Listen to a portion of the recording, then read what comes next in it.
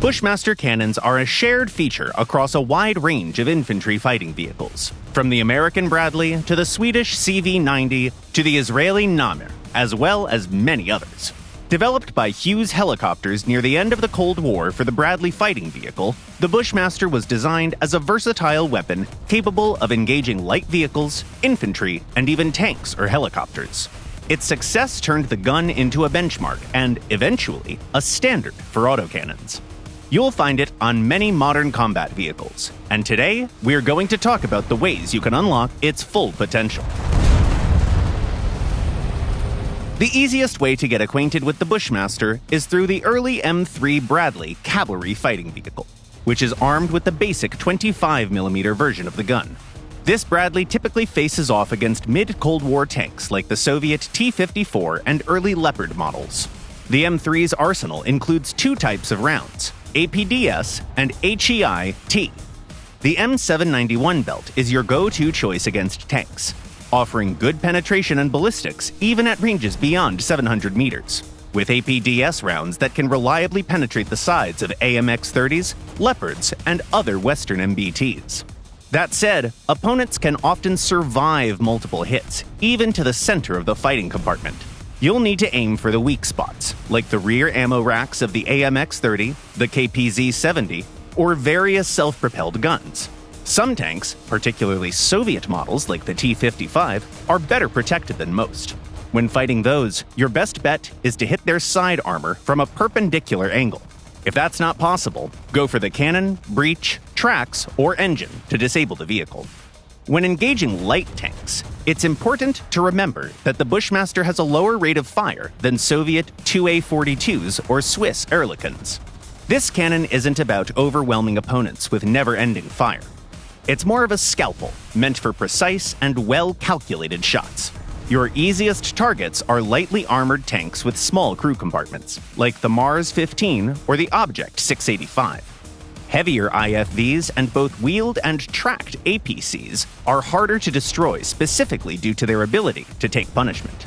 In those cases, aim for the armament, or shoot at their center of mass to hit as many crew members and key modules as possible. The early Bradley variant lacks APF SDS rounds, but these are available on the upgraded M3A3 variant and other IFVs equipped with Bushmaster cannons. However, even these advanced rounds won't work miracles. While APF SDS shells offer slightly better penetration, the toughest opponents you might run into, high-tier MBTs like the Leopard 2 or T-80, can still survive multiple hits to their side armor.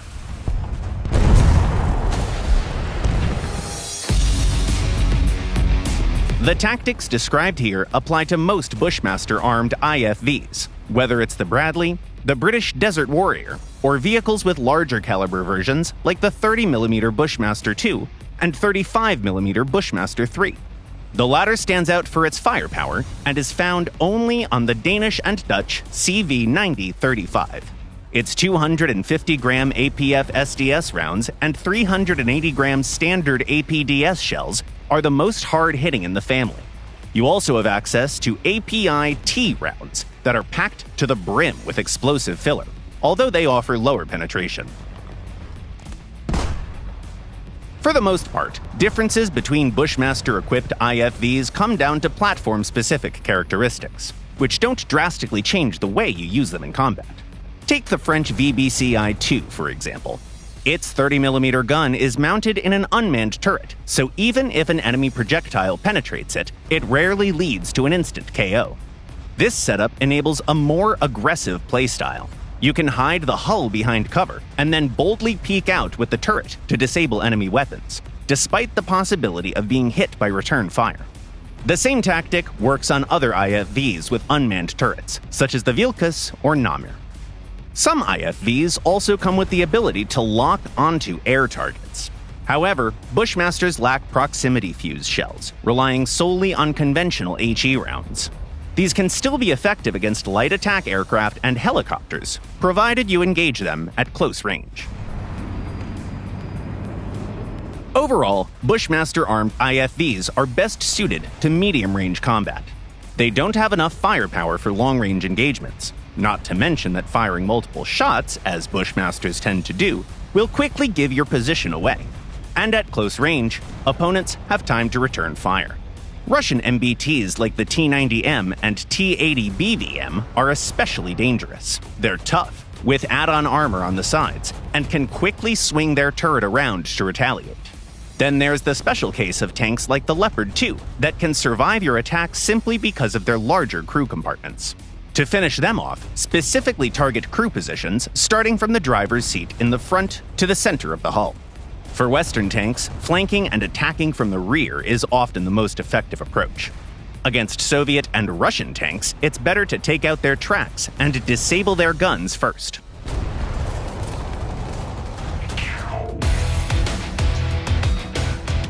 Here's a tip specific to the CV9030 and CV9035. Bring 2 or even 3 different belts into battle. This way, you can quickly switch belts after running out of ammo instead of reloading from scratch, saving precious seconds. Unfortunately, for other IFVs like the VBCI-2, there's no real benefit to carrying multiple interchangeable ammo types, since switching between them doesn't save time. The Bushmaster is a versatile autocannon that rewards thoughtful, careful gameplay.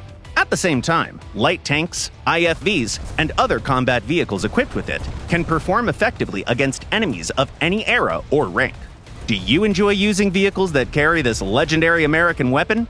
Let us know in the comments down below.